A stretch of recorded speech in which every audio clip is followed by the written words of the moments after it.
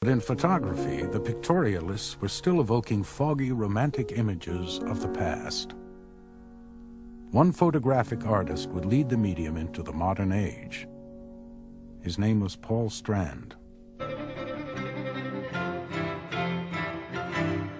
Strand had been working in the shadow of Stieglitz's teachings for a couple of years when finally in 1915 he brought in a portfolio of prints to the older man and showed him what he had been doing.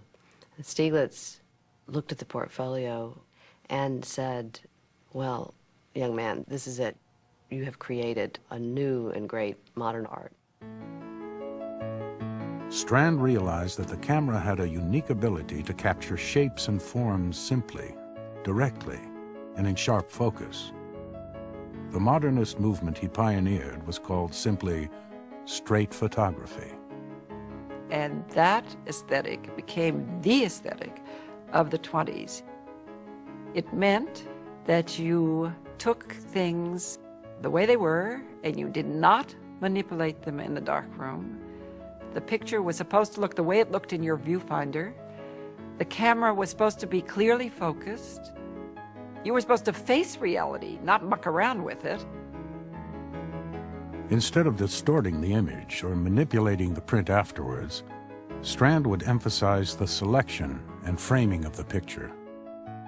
The art would depend on the eye of the photographer. The big revolution that Strand instituted in America was an investigation of abstract form. He took the shadows made by a chair railing on the porch and a table, and then once in a while he turned the picture on its side, so you really weren't certain what it was. He had looked at work by Picasso and Picabia and Braque and Matisse in Stieglitz's gallery. He really knew something about abstraction, and he was doing something similar with a camera.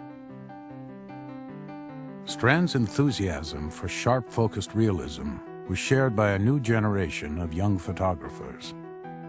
Edward Weston, Imogene Cunningham, Walker Evans.